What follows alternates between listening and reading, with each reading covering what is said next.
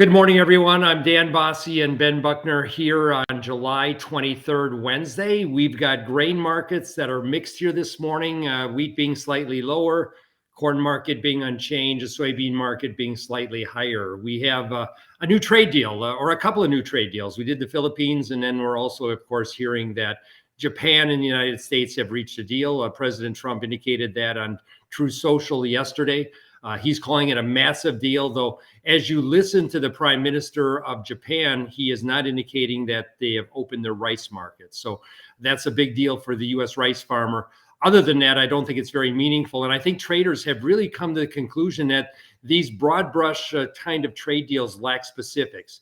If we go back to the May 8th announcement of the UK, we found back then that we did a deal, but we still are working on the codification of commodities and what it all means. And so this will take months and months and months, and traders are anxious animals. They need to see demand nearby, and we're not seeing that at the moment. And I think that's the key. So, Ben, with that in mind, turn us over to weather and what else you're seeing in the marketplace. Yeah, of course. And with the deals, just to be frank, we don't know what's in them. So specifically, like, does it include ag? So I think that's what we're all waiting on.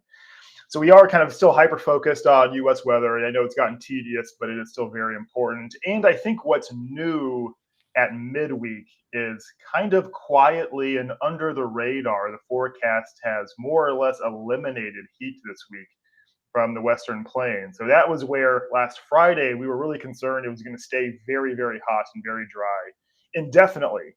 But as the forecast has gotten fine-tuned, you can see that even in the 1 to 5 day temperature anomaly forecast in the upper left, normal to below normal temperatures in the Western Plains. And that really continues into August 5th or 6th. So you're just kind of broken down what we're dealing with most likely temperature-wise. And this is the 1 to 5 day in the upper left, go to your right, 6 to 10 day, and on the bottom, the 11 to 15 day. And so you don't really see a lot of direly hot temperatures now for the next 2 weeks. So it's not going to be cold. But I think temperatures, Kansas, Missouri capped, 90, 92. And by August 1st, everyone's got temperatures, high temperatures in the low to mid 80s and overnight lows pretty comfortably in the mid 60s. So again, this kind of hot weather forecast seems to have kind of busted. So we want to communicate that, and that's why we're still really focused on weather.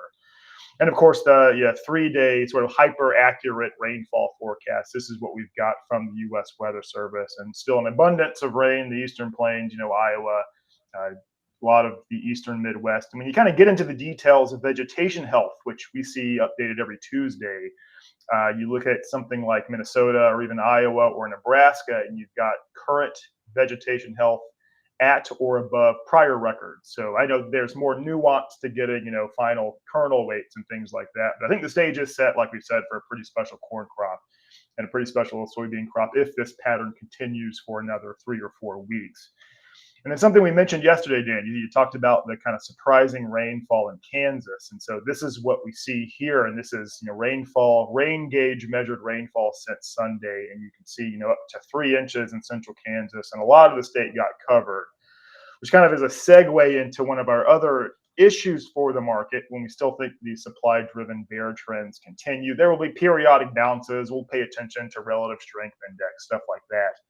But it's a sorghum balance sheet. The deeper we get into the weeds, the kind of the harder it is to find something that allows for a recovery, at least in the short term. So looking at the sorghum balance sheet, even the old crop balance sheet in sorghum seems to be loosening, and maybe by 15 or 20 million bushels, which is pretty considerable given that balance sheet typically only has in stocks of 20 to 30 million bushels anyway. We've only sold 70% or 67% of the USDA's forecast when we look at old crop export commitments. And you can see on your left that it's pretty historically low. We've only done 500,000 bushels per week so far in July. Pace analysis would put final exports maybe 80 or 85 million bushels. The USDA has those penciled in for 100 million. So we are concerned that old crop U.S. sorghum stocks will be as high as 65 or 67 million bushels. That is the highest in about 5 years and kind of at the upper end of history when we consider the last couple of decades. And there's been no catalyst. So we've talked about the need for Chinese trade deals, China committing to its phase 1 buying. That would be the principal and maybe only demand driver at this point. We don't see any interest in new crop sorghum. When we add outstanding old crop sales to new crop sales, you only get 6 million bushels, and that's historically pretty low. 2 years ago, as of mid-July, the U.S. exporter had committed 45 million bushels.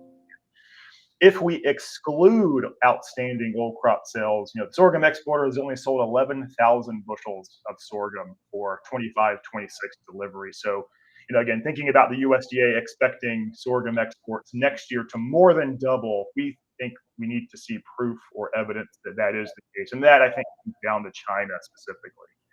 So there are a lot of numbers here, but this is what we think in the end. Old crop sorghum stock, 66 million bushels. We are more pessimistic on exports. Maybe you can make some of that up in feed and ethanol consumption. But the U.S. sorghum crop, too, is rated 68% good to excellent. That is historically pretty high, so we've raised yield a little bit. So the message is, I think that without a trade deal, sorghum ending stocks should be 90 or 100 million bushels in 25-26. It's the highest since 1992.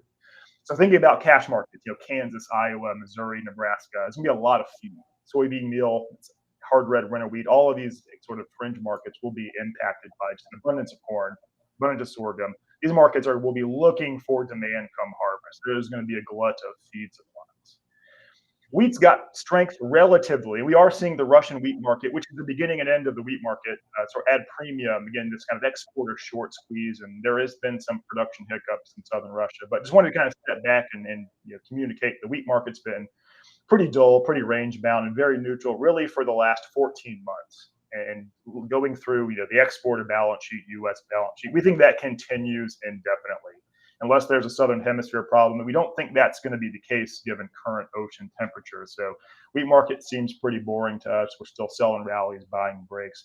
And just here's where we are, updated seasonal trends. Again, markets behaving completely normal. Even some kind of pause in mid-July is not atypical. So what we want to say here is that, we're not at lows yet, and the timing of lows is pretty important. But we think that since we've got really good weather, probably in the first 10 days of August, if not longer, we really got to see how big is big. So we want to, again, risk management, cash markets. We are concerned that this kind of downtrend lingers into the middle part of harvest when we finally know just what we've got in terms of total supplies. And we don't have maybe the export demand we had a year ago to kind of give us early bottom. So we were looking for something every day that sort of reverses this trend or gives us kind of a lengthy period of support. Just kind of hard to find. I think it's a U.S.-Chinese trade deal. It's what we're sort of hyper-focused on.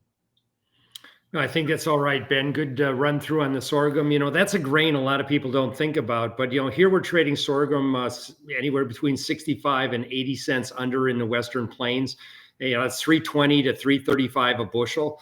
I think sorghum prices could get under $3 a bushel, which seems crazy to say, but that's the abundance in the job of the market. And all this plays into the corn market longer term. I'd also mention there's a fair amount of buggy Russian wheat that's being found in the South. So that's going to become feed wheat. So it adds to the overall pile of global feed wheat supply. So when we think about all of this, it leans bearish of corn, neutral sideways of wheat, if you will, in a broad range, and still bearish of soybeans, depending upon a U.S.-China trade deal. Any closing comments, Ben?